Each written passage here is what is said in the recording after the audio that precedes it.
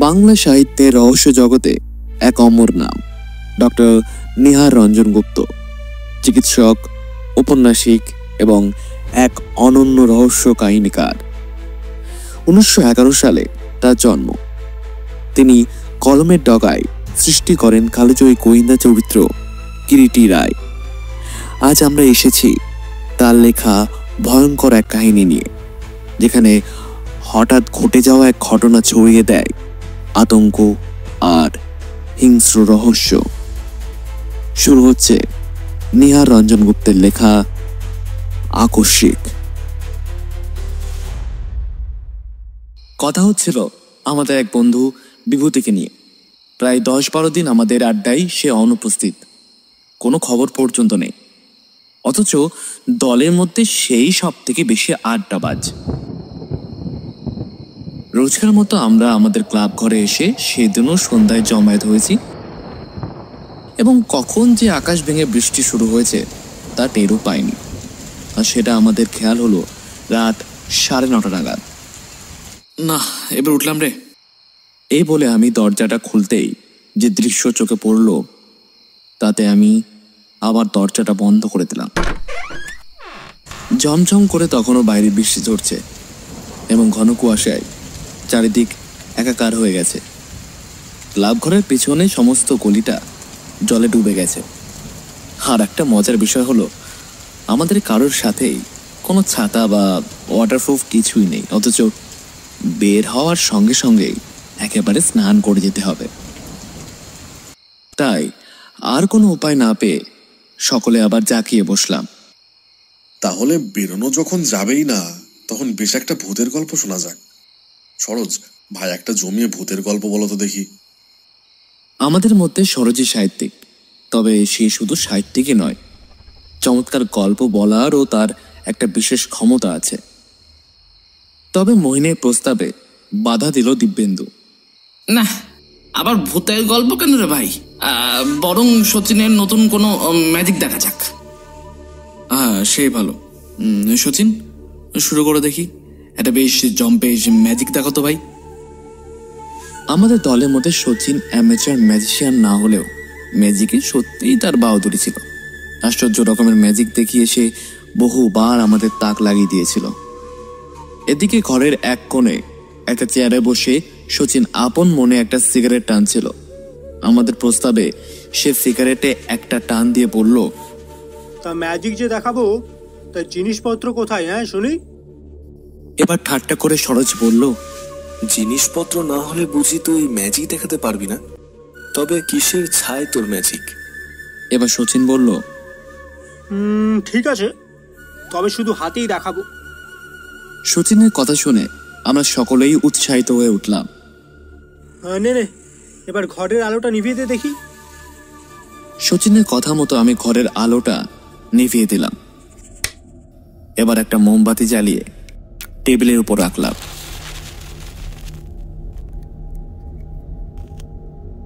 একটা মাত্র মোমবাতির আলো ঘরের মধ্যে অদ্ভুত ছায়ার সৃষ্টি করেছে।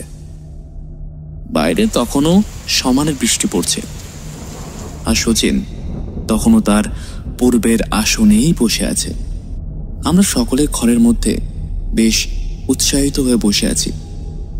এবার সরোজ বলে উঠল, কিরে, শুরু কর তোর ম্যাজিক। আমরা সকলেই বুঝতে পারছিলাম সরোজকে গল্প বলতে না দেওয়ায় সে মনে মনে বেশ অসন্তুষ্ট হয়েছে। এবার সচিন ভারী গলায় বলল, চুপ কর, কথা বলিস না। তারপর সবাই চুপ। 1 মিনিট, 2 মিনিট করে প্রায় 15 মিনিট কেটে গেল। এবার ধীরে ধীরে আমরা সকলেই অধৈর্য হয়ে উঠলাম। এমন সময় সরোজ আবার বলে উঠল, কিরে সচিন, ঘুমুলি নাকি রে বাবা? তবে এইবার সচিন আমাদের সবাইকে অবাক করে বলে উঠল, চুপ, দরজাটা খুলে দে, দেখ কে এসেছে।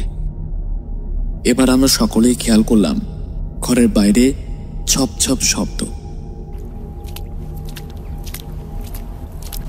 আর শব্দটা ক্রমেই যেন এগিয়ে আসছে। আর হঠাৎ বন্ধ দরজার বাইরে এসে শব্দটি থেমে গেল। কিছুক্ষণের নিস্তব্ধতার পর হঠাৎ দরজার উপর ঠক ঠক শব্দ হলো। কে? কিন্তু কারোর কোনো সাড়া পাওয়া গেল না। কিছুক্ষণ পর আবার একই শব্দ।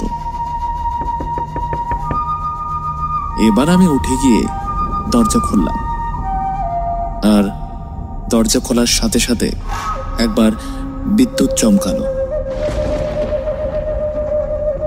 সেই ক্ষণিকের আলোয় দেখলাম কে যেন একজন ঠিক আমাদের ক্লাবের দরজার সামনে এসে নিঃশব্দে দাঁড়িয়ে আছে, অস্পষ্ট ছায়ার মতো। কে কে তুমি? কিন্তু সামনের জন আমার কোনো প্রশ্নে সাড়া দিল না। খানিকটা জমে থাকা কুয়াশার মতোই যেন আমাকে পাশ কাটিয়ে সে ঘরের মধ্যে প্রবেশ করলো। আগন্তুকের প্রবেশের পর আর আমার দরজাটা বন্ধ করে দেওয়ার মাঝে বাইরে থেকে একটা দমকা হাওয়া আসায় ঘরের মধ্যে জ্বলতে থাকা একমাত্র মোমবাতিটিও নেভে গেল। আর মোমবাতি নেবার সঙ্গে সঙ্গে মুহূর্তের মধ্যে নিশ্চিদ্র অন্ধকার ঘরটিকে গ্রাস করে নিল। এবার আর আমি নই। শচীন প্রশ্ন করে উঠল, হ্যাঁ বলি, কে তুমি? আর এই প্রথমবার অপর প্রান্ত থেকে আমাদের সবাইকে চমকে দিয়ে আগন্তুক চাপা গলায় বলে উঠল, আমি বিভূতি। বিভূতি? কোন বিভূতি?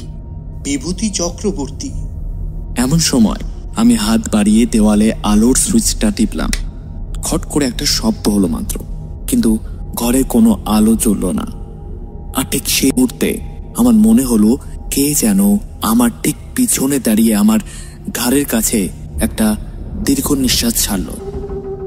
নিজের অজান্তে আমি 2 পা পিছিয়ে একেবারে দেওয়াল ঘেঁষে দাঁড়ালাম। ভয়ে তখন আমার গলা শুকিয়ে গেছে। এমন সময় হঠাৎ আমার মনে পড়ল, বিভূতি? বিভূতি চক্রবর্তী মানে আমাদের বন্ধু। এটা মনে হওয়া মাত্রই আমার ভয়টা একেবারে যেন কেটে গেল। এবার আমি বলে উঠলাম, আরে বিভূতি তুই? হ্যাঁ।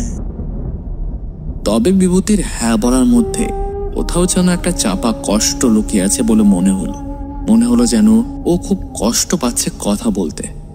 আরো মনে পড়লো বিভূতি তো থাকে সে ভবানীপুরে। প্রায় 10-12 দিন সে আমাদের আড্ডায় আসে না। আর সে এই প্রচন্ড বর্ষণ মুখর রাতে সে ভবানীপুর থেকে এসেছে। এবার আমি একটু বিস্ময়ের সাথে বিভূতিকে জিজ্ঞেস করলাম, আরে বিভূতি, এত রাতে বৃষ্টির মধ্যে তুই? কি ব্যাপার? তবে দেখলাম বিভূতি আমার কথায় কোনো উত্তর না দিয়ে শচীনকে সম্বোধন করে বলল, শচীন, আমাকে তুই ডাকছিলি কেন রে? এবার প্রশ্ন করলো সরোজ, এই এত বৃষ্টির মধ্যে তুই এলি কি করে হে বিভূতি? বৃষ্টি? হ্যাঁ, বাইরে তো ভীষণ বৃষ্টি। তা হবে হয়তো। তা হবে হয়তো কি রে? বাইরে তো জল থই থই করছে। তার মানে অনেক আগেই বুঝি বের হয়েছিলি? কই না তো, শচীন ডাকার সঙ্গে সঙ্গেই তো এলাম। বলে কি বিভূতি? শচীন ডাকার সাথে সাথে এলো মানে? ওর কি মাথা খারাপ হয়ে গেছে? এবার বিভূতি বলে উঠল, এবার আমি যাই ভাই। যাবি? তা কোথায় যাবি বৃষ্টির মধ্যে? মাথা খারাপ হলো নাকি তোর?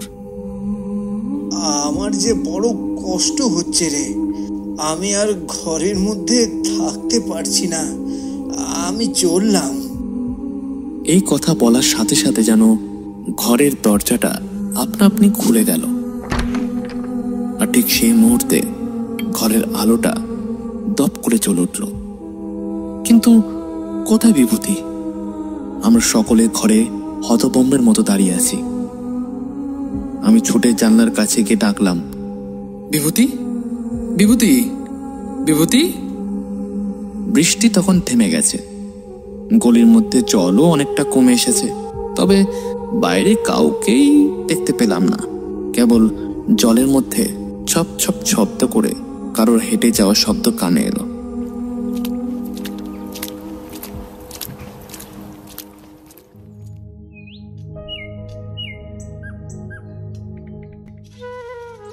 পরদিন সকালে 2টি সংবাদ আমরা জানতে পারলাম। প্রথমটি সংবাদপত্রে প্রকাশিত হয়েছিল। গত রাত্রে প্রচণ্ড 3 ঘন্টা ব্যাপী বৃষ্টির জন্য শহরের শ্যামবাজার অঞ্চলে বিদ্যুৎ সরবরাহ রাত্রি 9:45 থেকে 10টা পর্যন্ত মিনিট 15 জন্য বন্ধ হয়ে গেছিল। আর পরবর্তীটি জানলাম মোহিনীর কাছ থেকে। গত রাত্রে দিন কয়েক ভোগবার পর টাইফয়েডে আমাদের বন্ধু বিভূতি রাত 9:30 নাগাদ মারা গেছে। এরপর অনেক দিন কেটে গেছে, কিন্তু সমস্ত ঘটনাটা আজও অস্পষ্ট হয়ে আছে। তবে আমরা কেউ স্বীকার করতে পারিনি যে সেই দিনের ঘটনাটার মধ্যে সতীনের কোনো কিরামতি ছিল। তবে এও স্বীকার করে নিতে মন চায়নি যে সেদিনের ঘটনাটার মধ্যে কোনো ভৌতিক ব্যাপার আছে। তবে যা ঘটেছিল তা বর্ণে বর্ণে সত্যি।